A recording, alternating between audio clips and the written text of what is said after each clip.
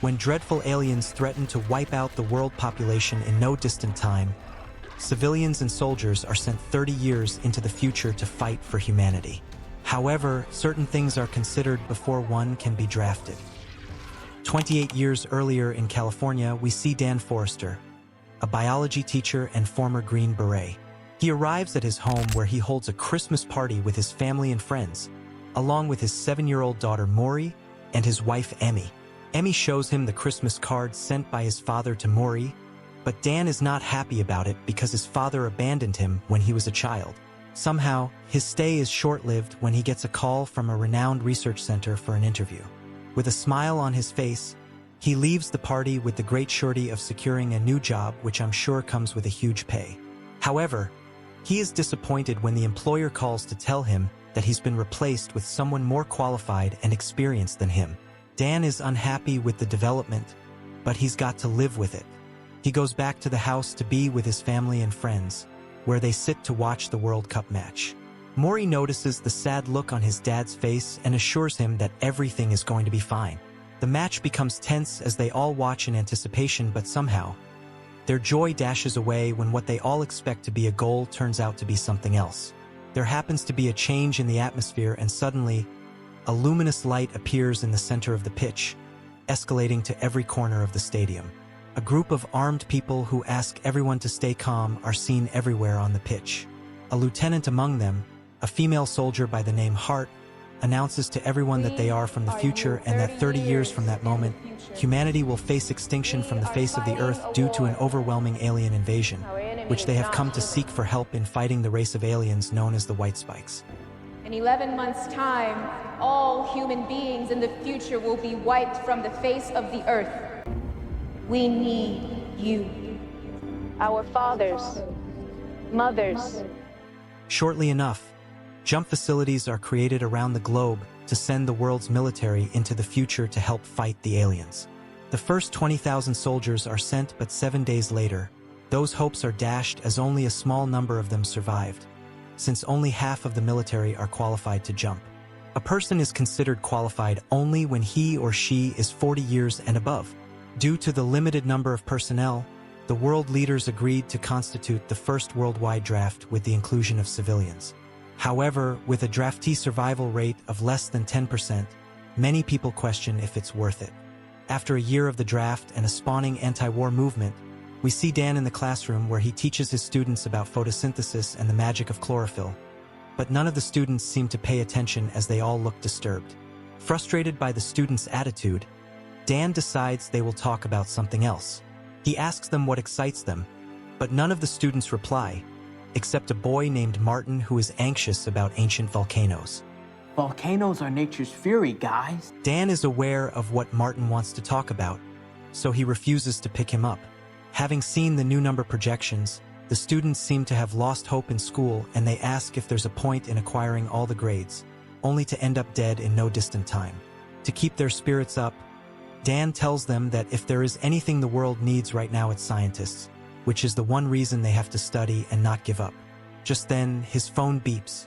It's a message that tells him to report to his local MEPS office to confirm his draft status. Dan arrives at the facility where they request his birth certificate and passport, after which he's asked to take a seat.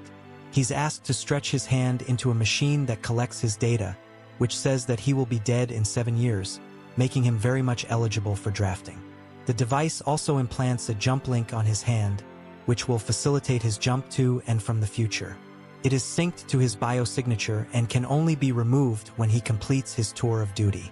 He is warned that an attempt to evade the draft or tamper with the device will result in his imprisonment, or he will be replaced by a dependent of legal age. However, in the case of death or successful completion of duty, he or his dependent will be paid the sum of $1 million. Dan goes to see his wife, who works as a therapist in helping returning draftees. Having seen the trauma these returning draftees pass through after each tour, she's unhappy when Dan shows up in her office with the news that he's been drafted. Emmy suggests they run away, but there's a problem. With the chip on his hands, he can be easily tracked down no matter where he runs. They are left with just one last hope, which is Dan's father, James Forrester. When Emmy comes up with the idea, Dan refuses but later agrees after much persuasion. Dan goes to meet his estranged, mercenary father to help him get rid of the chip. For many years, it is the first time Dan has seen his father, who is surprised by his sudden visit. Mr. Forrester examines the band, which he detects as a second generation of the C-series sensor calibrated to his pulse. However, an argument ensued between the men when Mr. Forrester suspected Dan to be a spy for the federal government. This leads to more altercation between the father and son, with Dan accusing him of being less of a father. He calls him a coward for abandoning him and warns him to stop sending Christmas cards to his home. Mr. Forrester says he did that for the safety of the family, as his stay would have caused more damage than good. Unable to get rid of the band, Dan accepts the fate of going to the war. He gets home to say goodbye to his wife, and Maury, who is sad about the news. Dan tells her not to worry, as he promises to return home after a week. Dan arrives in the facility with other draftees, where they are given basic training and prep talk by the research team. It is the first time in human history that the armed forces from every nation are united against one enemy. To kill the white spikes, they are advised to only aim for the throat and abdomen, as it is the only lethal part of their body. After 7 days of completion of their tour of duty, if the jump link attached to their arm shows that a person is still clinically alive, he or she will automatically jump back from wherever he or she is. While most will be deployed with D-Force, the rest are to jump with R-Force, which they are asked to check the screen on their jump link. Dan happens to be on the same link with a guy named Charlie, a doctorate in Earth and Atmospheric Science, and Dorian, who happens to be on his third tour. As they sit for orientation, Dan and Charlie notice something. They deduce that the reason they chose to draft people of 40 and above is to prevent a paradox, meaning that they had died before the future war, and the research team is young because they haven't been born yet. In the evening while they rest, their leisure time is short-lived as they face immediate deployment as against the proposed date of 7 days. They are assembled in a big hall where an electrifying luminous light engulfs them, creating a wormhole that acts as a path to the future. They transcend through the wormhole with a great speed of light and are dropped 5 to 10 feet above the ground, where it all begins.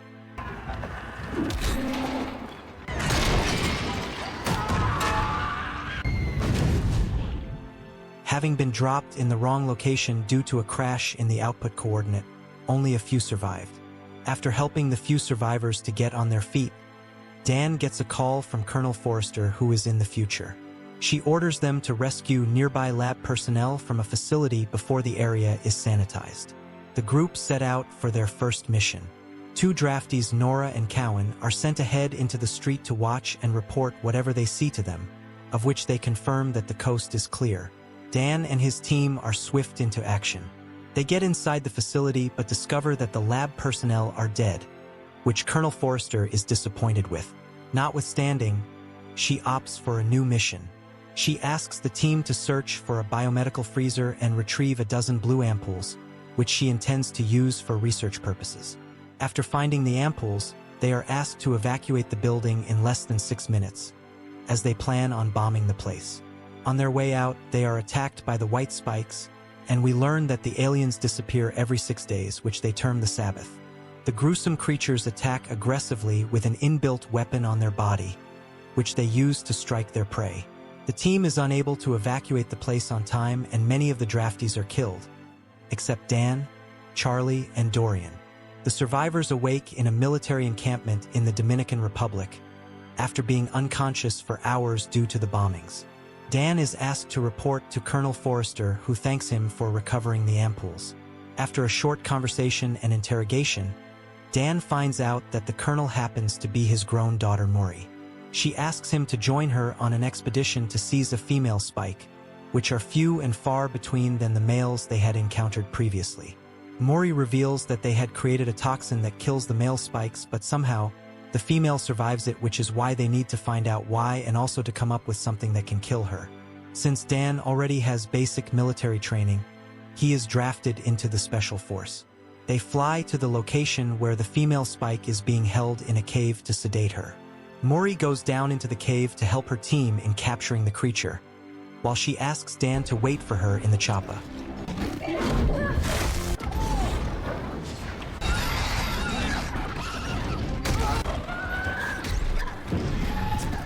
When the battle gets tough, Dan goes to help her against her wish, and they are successful in caging the creature, only to have thousands of male white spikes descend to rescue her.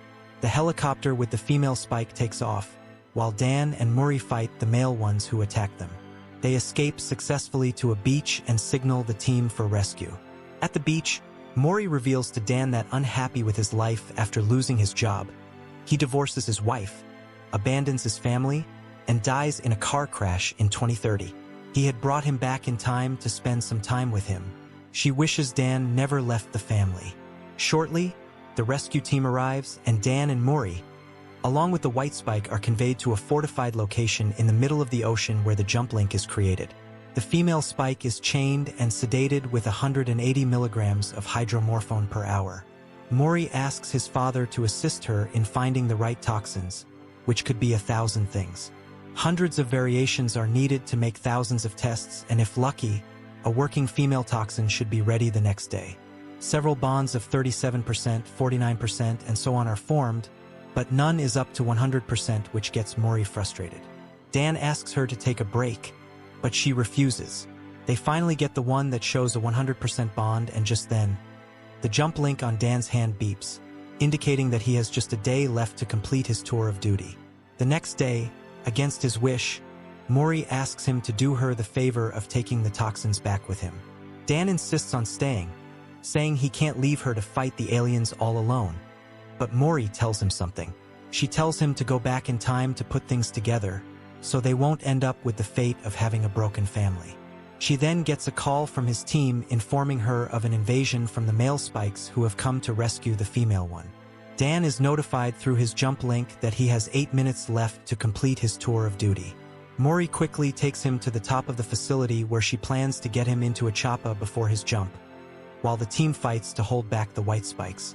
However, they aren't fast enough as the white spikes have breached the bottom decks. The only way to the helipads is through the engine room. Murray gives the order to evacuate all non-essentials, while the rest mount their defensive positions to protect the link. 6 minutes to Dan's jump to the present.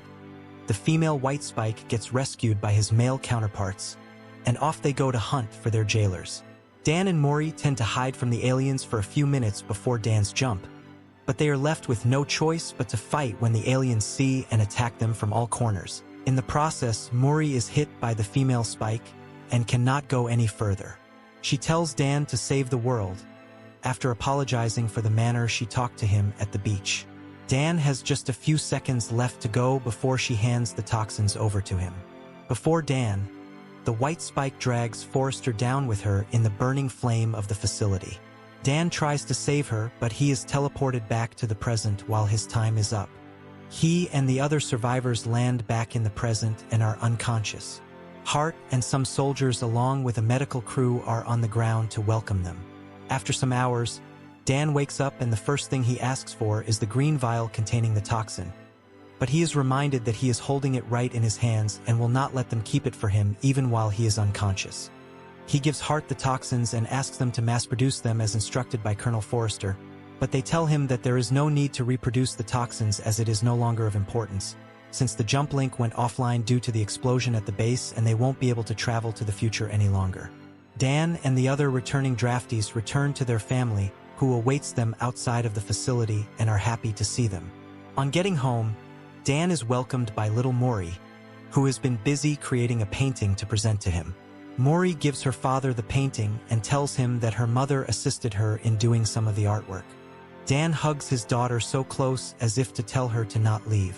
In the evening that day, Dan tells Emmy about his adventure with their daughter and how they work together to produce the toxins. Having seen how his future looks like, him divorcing his wife and dying in the year 2031, plus Murray dying as a result of the alien invasion, Dan has to find a way to prevent these from happening, especially that of Murray. First, the couple tend to find out the origin of the aliens. Dan remembers that in the future, the first attack from them was in the late summer in Russia, in the year 2048. Emmy suggests that just because the aliens attacked in 2048 does not necessarily mean they arrived that year, as they may be looking at the wrong year. They deduce that the aliens might have arrived earlier than the year they thought. Dan goes to see Dorian, He tells him of his plan to find the aliens' hideout and destroy them before the future event takes place. But Dorian tells him that it's over and there's no way they can do that. However, Dan manages to convince him to join him. With the company of Dorian, Dan goes to see Charlie in a research lab where they examine the claws of a white spike under a microscope. They discover that an alien thought to have arrived or lived in Russia is having fragments of volcanic ash from China or Korea under its claws, which is somewhat of a mystery. Confused about how possible this is, they decide to seek the aid of a volcanic expert to give a detailed explanation.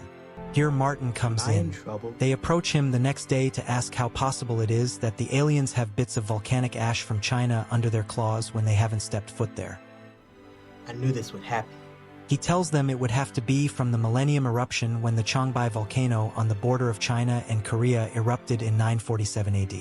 With the force of over 1,000 nuclear bombs, the eruption blew ash over half the world, and one can still find that ash buried in ice today. Dan inquires to know where exactly in Russia the ash would have landed. Martin asks them to give him a laptop, to which he browses about the largest glacier in Russia, where scientists on an experiment discovered volcanic ash at a depth of 400 meters, a depth consistent with the average snowfall since the year 946 AD. Somehow, Dorian still finds everything amusing, because to him, the alien would have had to dig through 1,000 years of ice to get it stuck under its claws. Dan and Charlie deduce that the aliens didn't dig out of the ash but thawed out, which is why there is no sign of impact. After a lot of brainstorming about the aliens, they conclude that the aliens have been on Earth the whole time, and global warming caused their release when they thawed and emerged from beneath the polar caps.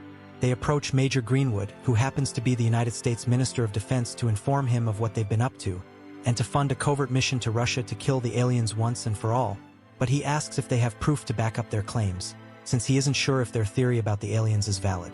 Aside from that, Greenwood tells them that all contact with the future has been lost, and the president has placed the armed forces on high alert with heavy riots ongoing all over the world, which has led to the disbandment of NATO. Moreover, they can't use taxpayers' money to fund a project led by a mere biology teacher. Dan and his crew are left hopeless with a keen interest in changing humanity's fate. While they discuss what step to take next, Dan remembers his mercenary father. He goes to see him again for the first time since his return from the future. Mr. Foster asks Dan how the future is, and Dan tells him that he needs a plane and a pilot to transport an 8-man team to Russia's airspace undetected. Mr. Forrester accepts to come with him, at least to make up with his son just this once. They pack up their luggage and head for the great journey that will determine humanity's fate. They fly to Severnaya Zemlya in northern Russia, with Dan leading the team. They landed successfully but still had some miles ahead, which if accessed with the plane due to its size, their presence would be detected. So they resolve to use skating bikes. Having moved some miles, they notice their gauge starts acting up, so they abandon the bikes as well, and have to move on foot with the aid of a compass that Dan is holding. They get to the location where the compass leads them and nuke the place with explosives. The ice is bombarded to give a clear view and also creates a path for them to go through underneath. They entered and found an alien ship in the ice sheet, meaning their theories were right. Before further approach, Dan takes the opportunity to address the team once again. He makes it clear to them that there is a possibility that they won't come out, but it's their only chance to give their loved ones and the world a second chance. He urges them to be strong and to stay focused. The ship is cut open to create enough space for them to pass through. Dan tells Charlie and his father to mount the entrance to the ship, with the instruction to not let anything leave the cave if they don't make it out and something else comes out. Once inside the massive ship, they realize that the white spikes were cargo for a deceased alien crew. They inject the toxin into the dormant white spikes waiting to breed like cattle, and this kills them but awakens the remaining white spikes. They quickly inject the other ones, but they are attacked by a colony of them, and Dan is hit to the ground. Dorian and Hart decide to sacrifice themselves by manually detonating the alien ship once they realize it is the only method of containment, but the female manages to escape. Dorian gives Dan a white spike's claw to remember him with, as he tells him to leave the place. Outside the ship, Charlie and Forster mount their positions as instructed. Dan calls to inform them of an incoming white spike. Forster engages the alien with a continuous firing. Charlie, determined to be different, charges forward and cuts the aliens with a chainsaw he's carrying. Dan is out of the ship but can't find Charlie and Forster. He keeps calling them but to no avail, so he moves out into the icy wasteland, and there he sees Forster lying on the ground. Dan and his father track down the female White Spike and manage to kill her, preventing the future war from occurring. Dan reunites with his daughter and introduces her to her grandfather, who weeps on seeing H for the first time, and the family becomes happy ever after.